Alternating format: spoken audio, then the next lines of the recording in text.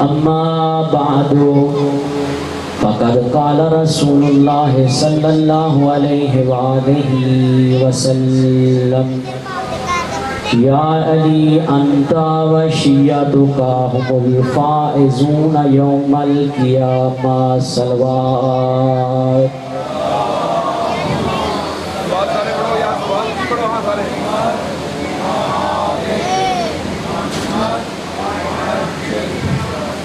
نعرہ تکبیر. خالق حقیقی کا نام بلند ہے. نعرہ تکبیر. نعرہ رسالت. نعرہ رسالت. نعرہ حیدری. نعرہ حیدری. حسینیت. حسینیت. یزیدیت. یزیدیت. اہل بیت کے دشمنوں پر لعنت. آواز بلند تر صلوات.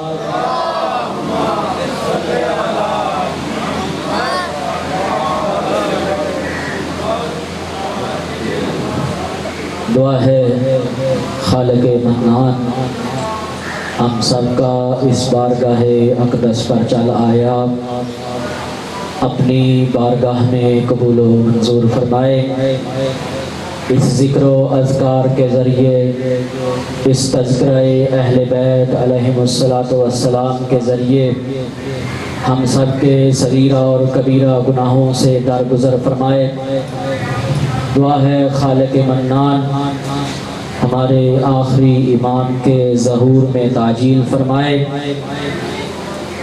ان سب دعاؤں کی قبولیت کے لیے ایک مرتبہ بآواز بلند تر صلوات.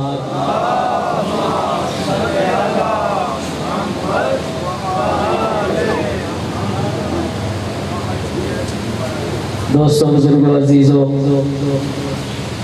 اللہ نے ہمیں بے شمار نعمات عطا کی ہیں اور میں کوشش کیا کرتا ہوں ہر مجلس کی ابتدا میں ان نعمتوں کا تذکرہ کیا کرتا ہوں تاکہ ہم اس نعمت کے ذریعے سے اس خالق حقیقی کا شکریہ ادا کریں. اور وہ خالق حقیقی خود فرماتا ہے کہ ان شکرتم لازیدنکم، جب تم میری نعمتوں کا شکریہ ادا کرتے جاؤ گے تو میں تمہاری نعمتوں کو بڑھاتا جاؤں گا. وَإِن كَفَرْتُمْ إِنَّ عَذَابِي لَشَدِيدٌ، اور اگر میری کفران نعمت کرو گے تو جان لو میرا عذاب بڑا دردناک ہے. دوستو بزرگو عزیزو اللہ نے جو ہمیں نعمات عطا کی ہیں، اللہ نے اتنی نعمات عطا کی ہیں کہ خود فرماتا ہے ان تعدوا نعمت اللہ لا تحصوها، اگر تم میری نعمتوں کو شمار کرنا چاہو، اگر تم میری نعمتوں کو گننا چاہو تمہاری زندگی ختم ہو سکتی ہے لیکن مجھ کریم کی نعمتیں شمار نہیں ہو سکتی. اللہ نے اتنی نعمات دی ہیں لیکن ان سب نعمتوں میں سے ایک عظیم نعمت کو علی ابن ابی طالب کہتے ہیں. میں کہتا ہوں شیعو فخر کیا کرو، ناز کیا کرو، سر اٹھا کر چلا کرو. کیوں؟ اس لیے کیونکہ اللہ نے تمہیں دنیا میں کامیاب زندگی بسر کرنے کے لیے، اللہ نے تمہیں دنیا میں سرخرو کرنے کے لیے، اللہ نے تمہیں آخرت سے نجات کے لیے علی جیسا رہبر عطا فرمایا. اس نعمت خدا بندی پر، اس لطف الہی پر، اس ہدیہ پروردگار پر جتنا بھی شکریہ ادا کیا جائے کم ہے. زندگی تمام ہو سکتی ہے لیکن اس ایک عظیم نعمت کا حق شکر ادا نہیں ہو سکتا. بھئی آپ نے کبھی گوشہ تنہائی میں بیٹھ کر اپنے گریبان میں جھانک کر دیکھنا کہ اگر اللہ نے یہ محبت و مودت علی ابن ابی طالب نہ کی ہوتی تو نہ جانے کس کس بھکاری کے دروازے پر جا کر دق الباب کرنا پڑتا. نہ جانے کس کس محتاج نجات کے دروازے پر جا کر نجات کی بھیک مانگنا پڑتی۔ کتنا کرم کیا ہے اس پروردگار نے، ہمیں ان ہستیوں کی محبت و مودت عطا کی ہے کہ جو ان کا ہو جاتا ہے پھر جنت اس کی مشتاق ہو جاتی ہے۔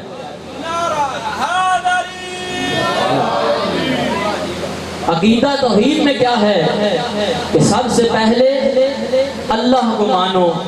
انبیاء آئے، رسل آئے، اولو الامر آئے، ولی آئے، سب نے کیا کہا کہ اللہ کو مانو۔ ایسا ہے عقیدہ توحید میں سب سے پہلے یہی چیز ہے نا کہ اللہ کو مانو۔ بھئی اللہ سب سے پہلے اپنے آپ کو منوا کر یہ دنیا والوں کو بات بتا رہا ہے کہ بھئی عقیدے میں انہیں شامل کرو جو صاحب کمال ہوں اور جن کا ماضی داغدار ہو۔ انہیں مانا تو جا سکتا ہے لیکن عقیدے میں شامل نہیں کیا جا سکتا۔ بھئی عقیدے میں اسے شامل کرو جو اتنے بڑے کمال کا مالک ہو۔ اگر دنیا میں آئے تو خانہ کعبہ میں، اگر دنیا سے جائے تو مسجد کوفہ سے۔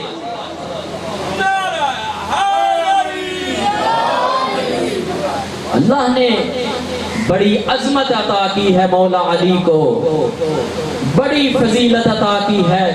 خود پیغمبر اکرم صلی اللہ علیہ وآلہ وسلم مولا کے فضائل بیان کرتے ہوئے فرماتے ہیں کہ یا علی، اگر کوئی بندہ حضرت نوح علیہ السلام جتنی عمر پائے، حضرت نوح علیہ السلام کی عمر بہت طویل تھی، بعض روایات کے مطابق 10,000 سال، 1,000 سال عمر کی عمر لکھی گئی ہے، اور بعض روایات کے مطابق 2500 سال حضرت نوح کی عمر روایات میں ملتی ہے۔ پیغمبر فرماتے ہیں کہ یا علی، اگر کوئی بندہ حضرت نوح علیہ السلام جتنی عمر پائے اور پھر اپنی عمر میں 1000 حج پیدل چل کر ادا کرے، پھر فرمایا احد پہاڑ جتنا سونا راہ خدا میں خرچ کر دے، اور پھر فرمایا صفا و مروہ کے درمیان بغیر کسی گناہ کے مظلومیت کی حالت میں مارا جائے، پیغمبر فرماتے ہیں یا علی، اگر اس کے دل میں تیری محبت نہیں ہے تو لم یشم رائحۃ الجنہ ولم یدخلھا۔ تو پیغمبر فرماتے ہیں اے علی، اگر اس کے دل میں تیری محبت و ولایت نہیں ہے، وہ جنت تو کیا جنت کی خوشبو بھی نہیں سونگھ سکتا۔ اللہ نے بڑی عظمت عطا فرمائی ہے، بڑی فضیلت عطا فرمائی ہے۔ آج ایک چھوٹا سا مناظرہ سنا کر آپ کی زحمت کو تمام کروں گا۔ حرہ سعدیہ نام ہے۔ جب آئی ہے نا حجاج بن یوسف ملعون کی حکومت، اس نے شیعوں پر ظلم ڈھانا شروع کر دیے، بہت زیادہ شیعوں کو اس نے شہید کیا۔ اس کو پتا چلا کہ حرہ سعدیہ بڑی مومنہ ہے، اس نے اپنے سپاہیوں کو بھیجا کہ جاؤ حرہ سعدیہ کو گرفتار کر کے لے کے آؤ۔ سپاہی آئے، بی بی نے کہا جاؤ چلے جو، میں خود آ جاؤں گی۔ ظاہراً جانتے تھے علی کی ماننے والی ہے، جھوٹ نہیں بولتی۔ سپاہی چلے گئے، اس بی بی نے اپنی زندگی میں غسل کیا، غسل کر کے اچھا لباس پہن کے خوشبو لگا کے جیسے ہی دربار کی طرف جانے لگی تو بچوں نے پوچھا اماں کدھر جا رہی ہو؟ تو یہ بی بی بول کر کہتی ہے مفت میں ولایت علی ملی تھی، آج اس کی قیمت چکانے جا رہی ہے۔ مفت میں ولایت علی ملی تھی، آج اس کی قیمت چکانے جا رہی ہوں۔ جیسے ہی جاتی ہے دربار میں، حجاج کہتا ہے کہ میں نے سنا ہے تو علی ابن ابی طالب کو پیغمبر کے بعد باقی اصحاب سے زیادہ افضل مانتی ہے۔ اب یہ مولا کی فضیلت کو کم کرنا چاہتا تھا۔ اسی طرح ایک اور زمانے میں بھی میرے ساتھ میں امام موسیٰ کاظم علیہ السلام کے زمانے میں بھی حکومت وقت نے میرے امام کے دامن اطہر پر داغ لگانے کی کوشش کی۔ میرے ساتھ میں امام قید خانے میں تھے، ایک فاحشہ کو بھیجا گیا کہ جا امام کے دامن اطہر پر داغ لگا کر آ۔ میرے مولا قید خانے میں سجدے کی حالت میں تھے، ذکر جاری تھا سبوح قدوس رب الملائکۃ والروح۔ جیسے ہی یہ فاحشہ قید خانے میں آئی، میرے مولا نے سجدے سے سر اٹھایا، ایک مرتبہ اس فاحشہ کی طرف دیکھا تو کیا ہوا، امام بھی سجدے میں چلے گئے، فاحشہ بھی سجدے میں چلی گئی۔ ساری رات قید خانے کی در و دیوار سے آوازیں آتی رہیں، سبوح قدوس رب الملائکۃ والروح۔ جیسے ہی صبح نمودار ہوئی، یہ عورت جاتی ہے درباریوں کی طرف، درباری انگلیاں کھڑی کر کے کہتے ہیں بتا فاحشہ تو نے کیسی رات گزاری۔ یہ عورت ان کی آنکھوں میں آنکھیں ڈال کے کہتی ہے جو خاموش رہو، اور تمہارے دربار سے گئی تھی تو فاحشہ بن کر گئی تھی، لیکن جب اس کی بارگاہ سے آئی ہو عابدہ بن کر آئی ہو۔ حجاج کہتا ہے حرہ بتا، میں نے سنا ہے تو باقی اصحاب سے زیادہ مولا علی کی فضیلت کی قائل ہے۔ حرہ کہتی ہے تو نے جھوٹ سنا ہے، میں باقی اصحاب سے زیادہ نہیں بلکہ میں پیغمبر کے بعد سارے نبیوں سے علی کو افضل مانتی ہوں۔ حجاج کہتا ہے اتنا بڑا دعویٰ، تیرے پاس کوئی دلیل بھی ہے اس چیز کی؟ تو بی بی کہتی ہے وہ شیعہ ہی کون سا ہے جس کے پاس اس کے عقیدے کی دلیل نہ ہو۔ حجاج کہتا ہے اچھا پھر یہ بتا، حضرت ابراہیم سے حضرت علی کیسے افضل ہیں؟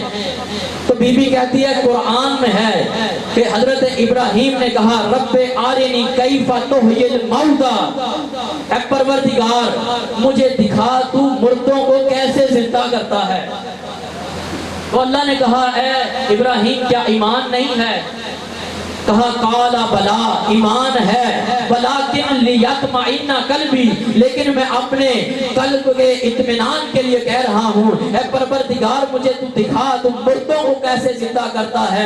بی بی بول کے کہتی ہے حجاج تو بتا کیا وہ ابراہیم افضل ہے جو کہے اے پروردگار مجھے تم مردوں کو دکھا کیسے زندہ کرتا ہے، یا وہ علی افضل ہے جس نے کہا لو کشف الغطاء، لو کشف الغطاء مصدق تو یقینا، مولا فرماتے ہیں اگر میری آنکھوں سے سارے پردوں کو ہٹا دیا جائے میرے یقین میں پھر بھی اضافہ نہیں ہوگا۔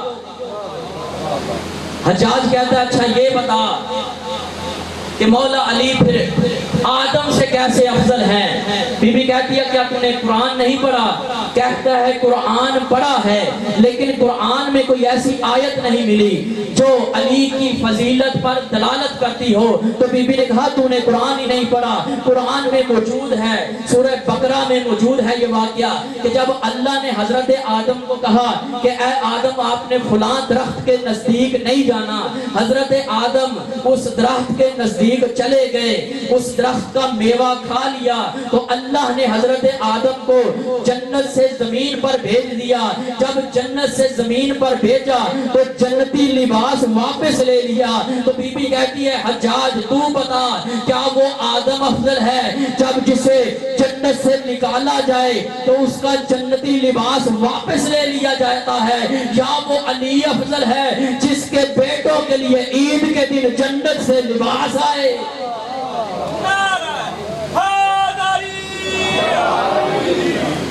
حجاج کہتا ہے اچھا پھر یہ بتا حضرت علی حضرت عیسیٰ سے کیسے افضل ہے؟ بی بی کہتی ہے تو نے قرآن نہیں پڑھا؟ کہتا ہے پڑھا ہے لیکن کوئی ایسی چیز نہیں ملی جو عظمت پر دلالت کرتی ہو۔ تو بی بی نے کہا قرآن میں موجود ہے جب حضرت مریم موسیٰ کی حضرت عیسیٰ کی ولادت کا وقت نزدیک تھا، جب حضرت مریم بیت المقدس کے پاس گئی تو اللہ نے کہا اے مریم یہ بچہ پیدا کرنے کی جگہ نہیں ہے، آپ فلاں کھجور کے درخت کے نیچے چلی جائیں۔ حضرت مریم اس کھجور کے درخت کے نیچے چلی گئی۔ حضرت حرہ کہتی ہے حجاج تو انصاف کر، کیا وہ عیسیٰ افضل ہے کہ جس کی ولادت کے وقت اس کی ماں کو بیت المقدس سے دور کیا جاتا ہے، یا وہ علی افضل ہے جس کی ولادت کے وقت اس کی ماں کو کعبے میں بلایا جاتا ہے۔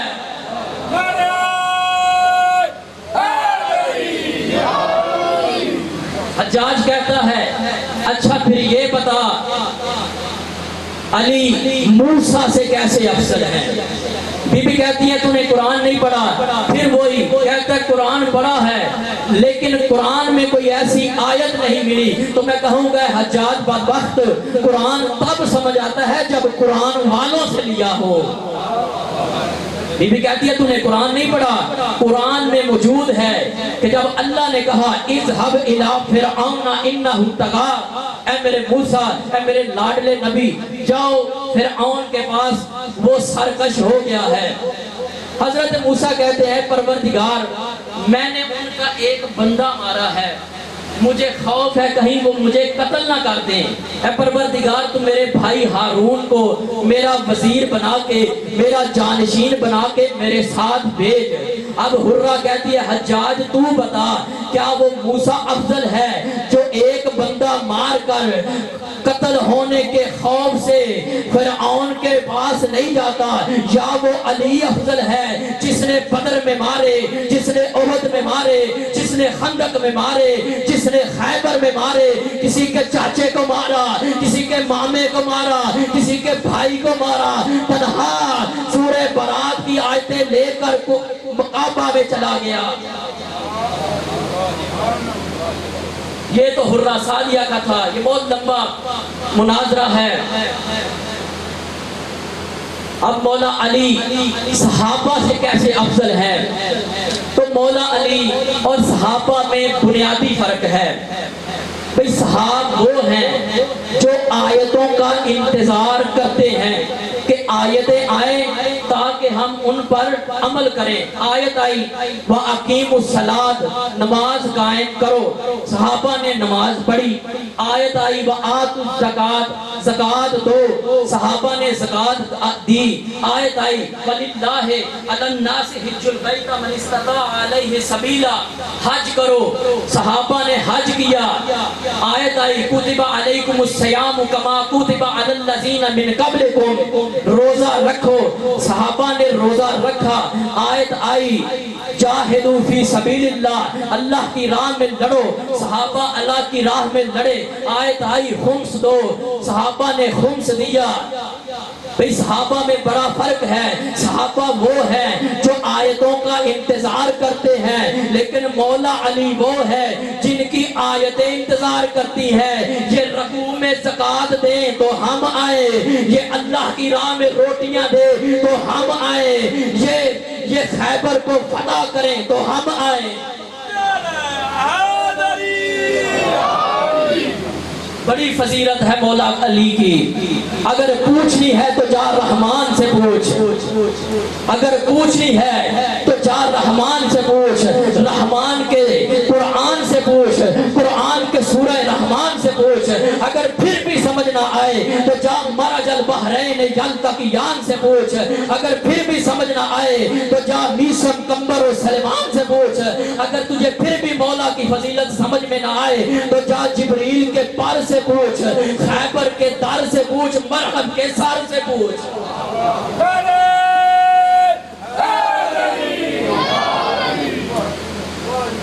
بڑی فضیلت ہے مولا کی۔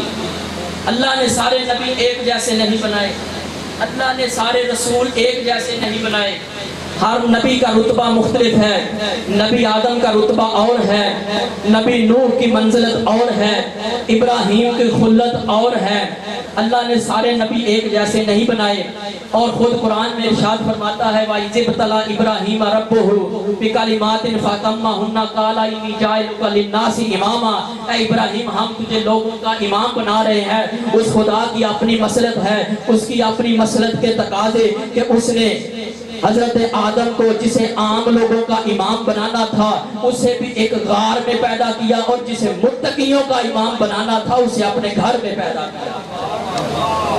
جسے عام لوگوں کا امام بنانا تھا اسے ایک غار میں پیدا کیا، اور جسے متقیوں کا امام بنانا تھا اسے اپنے گھر میں پیدا کیا۔ دو فرق بیان کر کے آپ کی زحمت کو تمام کرتا ہوں۔ جسے عام لوگوں کا امام بنانا تھا وہ بھی بت شکن، اور جسے متقیوں کا امام بنانا تھا وہ بھی بت شکن۔ اب دونوں کی بت شکنی میں فرق ہے۔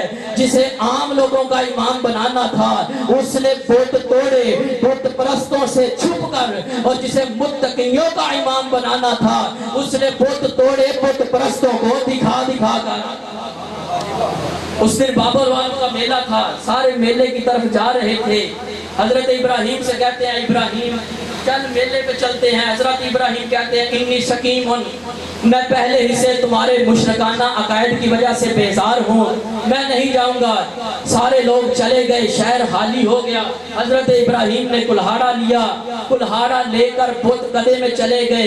بت قدے میں جا کر کسی کا سر پھوڑا، کسی کا بازو توڑا، کسی کی ٹانگ توڑی۔ کلہاڑا بڑے بت کے کندھے پر رکھ کر آ گئے کہ جسے عام لوگوں کا امام بنانا تھا اس نے بت توڑے بت پرستوں سے چھپ کر، اور جسے متقیوں کا امام بنانا تھا اس نے بت توڑے بت پرستوں کو دکھا دکھا کر۔ اور جسے عام لوگوں کا امام بنانا تھا وہ بھی بت شکن، اور جسے متقیوں کا امام بنانا تھا وہ بھی بت شکن۔ اب دونوں کی بت شکنی میں فرق کیا ہے؟ تو جسے عام لوگوں کا امام بنانا تھا اس نے بت توڑے زمین پر کھڑے ہو کر، اور جسے متقیوں کا امام بنانا تھا اس نے بت توڑے مہر نبوت پر سوار ہو کر۔ اور بقول محدث ابنوں کے نانا انا ابنو بنت کے، نانا انا فرح کے، نانا میں تیرا وہ بیٹا حسین ہوں جسے تم مہر نبوت پر سوار کر کے مدینہ کی سیر کرایا کرتا تھا۔ نانا میں تیرا وہ بیٹا ہوں جسے عید کے دن سواری بن کے لوگوں کو فضیلت بتائی تھی۔ نانا میں تیرا وہ بیٹا ہوں جس کے لیے جنت سے لباس آتے تھے۔ نانا آج تیرا بیٹا حسین اتنا غریب ہو گیا ہے، آج مدینے کے لوگ حسین کو رہنے نہیں دیتے۔ اجرکم اللہ، خدا کی عبادت کو قبول فرمائے۔ آئے ماں زہرہ بطول کی قبر پر، سلام کیا السلام علیک یا اماں، اے اماں غریب کا سلام ہو۔ مولا نے ایک مرتبہ سلام کیا، قبر سے 3 مرتبہ جواب آیا، اور تینوں مرتبہ جواب جو آیا ہے وہ ایک جیسا نہیں آیا، مختلف طریقے سے جواب آیا۔ میرے مولا نے کہا السلام علیک یا اماں، اے اماں غریب کا سلام ہو۔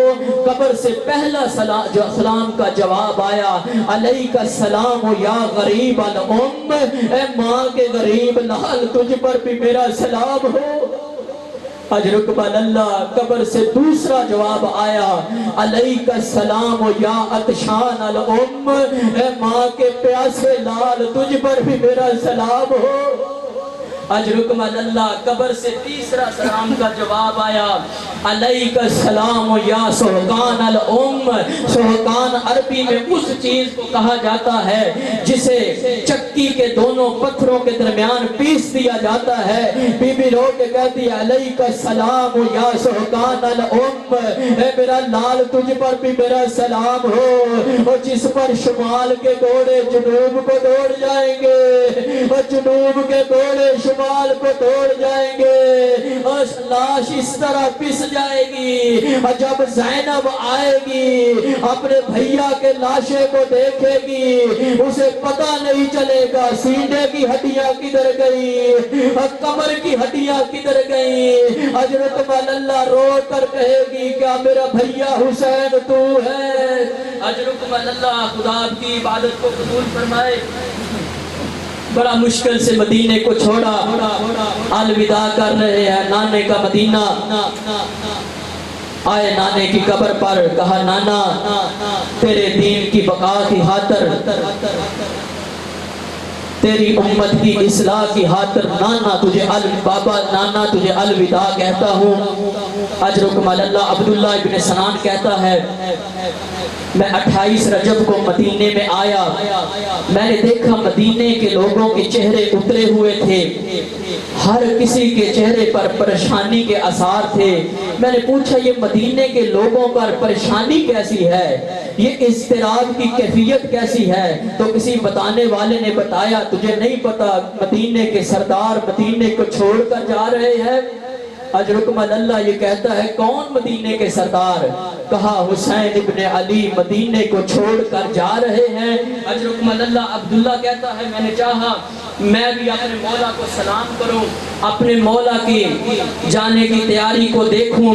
عبداللہ کہتا ہے میں آیا محلہ بنو ہاشم میں نے دیکھا محمل بیٹھے ہوئے تھے، ہاشمی جوان پاس کھڑے تھے۔ عبداللہ کہتا ہے اتنے میں منظر بدلا، میں نے دیکھا ایک برقعے میں ملبوس بی بی گھر سے باہر قدم رکھتی ہے، ایک 13 سال کا نوجوان آگے بڑھ کے سہارا دے کر محمل میں بٹھاتا ہے۔ میں نے پوچھا یہ 13 سال کا بچہ کون؟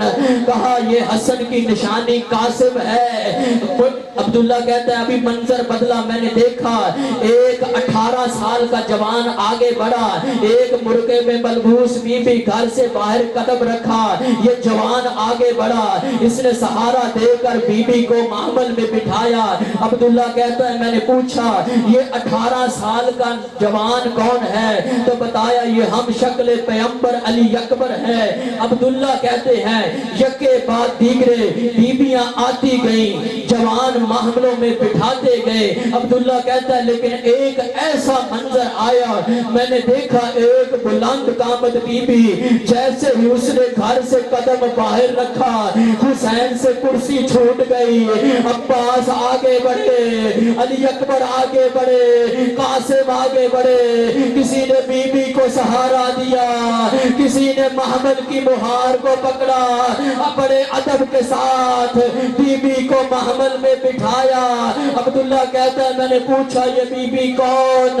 کہا یہ علی کی بڑی بیٹی زینب ہے۔ پھر میں کہوں گا بی بی یہ 28 رجب کا مدینہ ہے، آج آپ محمل میں سوار ہو رہی ہے اس انداز میں کہ حسین بھی موجود ہے، عباس بھی موجود ہے، علی اکبر بھی موجود ہے، قاسم بھی موجود ہے، لیکن کل جب 11 محرم آئے گی، جب سب کو سوار کر لے گی، اب ناظرت یمینا وہ ناظرت شمالا، کبھی دائیں دیکھے گی اور کبھی بائیں دیکھے گی اور رو کر کہے گی اور بھیا حسین اور میرے پردوں کا محافظ عباس، علی اکبر